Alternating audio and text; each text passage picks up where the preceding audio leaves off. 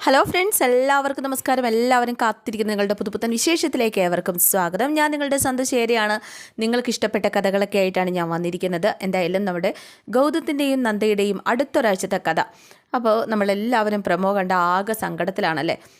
എല്ലാവർക്കും ഇഷ്ടമായിരുന്നു നമ്മുടെ നന്ദയായിട്ട് അഭിനയിച്ചിരുന്ന ആ കുട്ടിയെ. നല്ല ക്യൂട്ട്, വലിയ സൗന്ദര്യമൊന്നുമില്ല, പക്ഷേ ക്യൂട്ട്നെസ് ഓവർലോഡിങ് ആണെന്നൊക്കെ പറയുന്ന പോലെ ശരിക്കും നല്ല ഭംഗിയുള്ള നല്ല ഭംഗിയുള്ള കുറുമ്പിയായ ഒരു നന്ദ. ആ നന്ദയായിരുന്നു എല്ലാവർക്കും ഒരുപാട് ഇഷ്ടമായിരുന്നു നന്ദയെ. പക്ഷേ ഇനി മുതൽ ആ നന്ദ ഇല്ല എന്നാണ്. പിങ്കിയേക്കാളൊക്കെ സൗന്ദര്യമുള്ള ഒരു പുതിയ നന്ദയാണ് നമ്മുടെ നന്ദയായിട്ട് വന്നിരിക്കുന്നത്. എന്തായാലും ഈ നന്ദയും കൊള്ളാം. അതുപോലെ തന്നെ ഒരു ക്യൂട്ട്നെസ്സും കാര്യങ്ങളൊക്കെ ഉണ്ട്.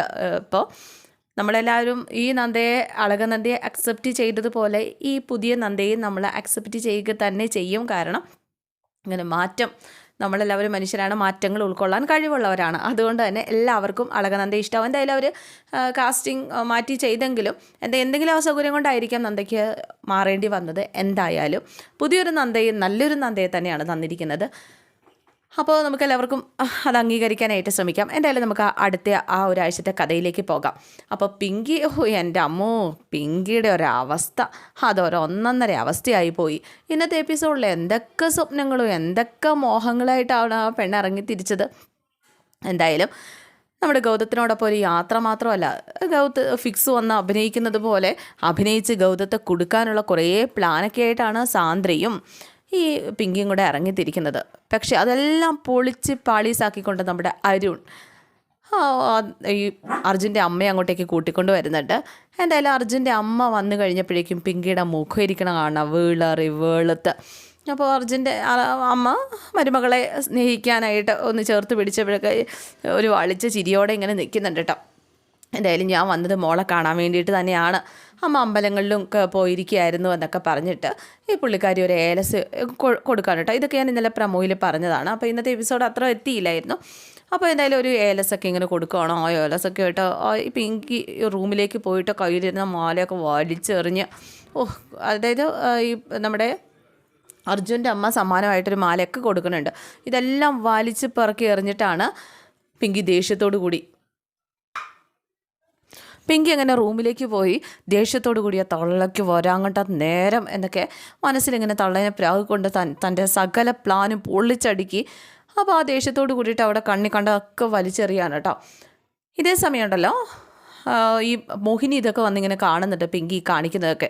എടി കള്ളി, എനിക്ക് മനസ്സിലായിരുന്നിട്ട് നീ അർജുനെ സ്നേഹിക്കുന്നതായിരുന്നിട്ട് അഭിനയിച്ച് ഞങ്ങളെയൊക്കെ പറ്റിച്ച് ഗൗതത്തിനെയും കൊണ്ട് നിനക്ക് ടൂറ് പോകണം.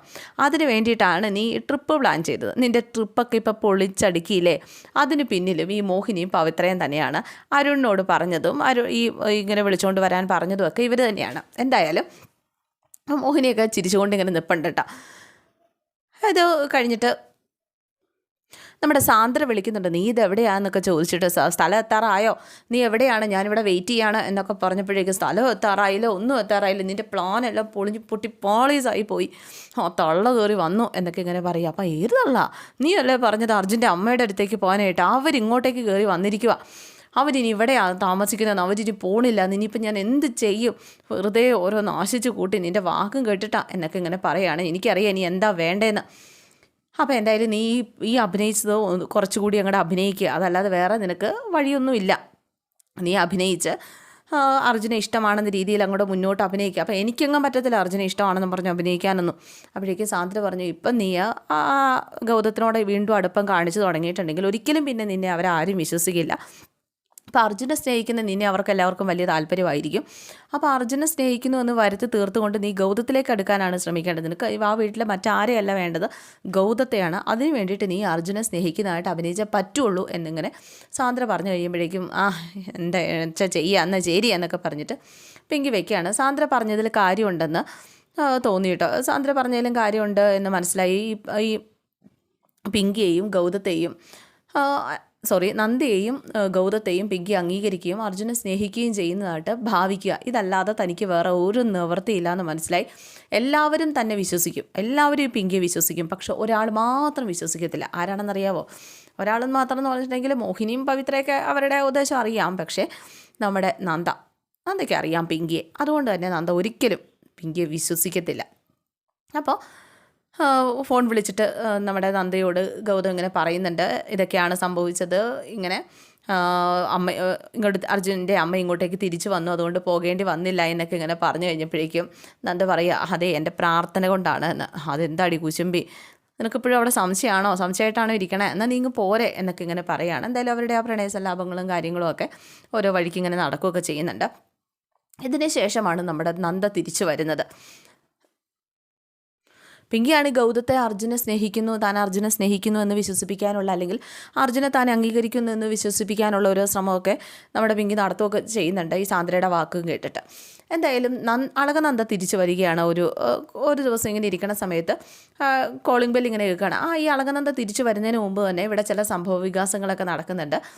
അതായത് അളകനന്ദ ഈ പോയ ക്യാമ്പിലും അളകനന്ദ അവിടെ നല്ല പെർഫോമൻസ് കാഴ്ചവെച്ച് ഈ ഒരു വീടിൻ്റെ പേര് വലിയ ഫേമസ് ആക്കുകയാണ് കേട്ടോ.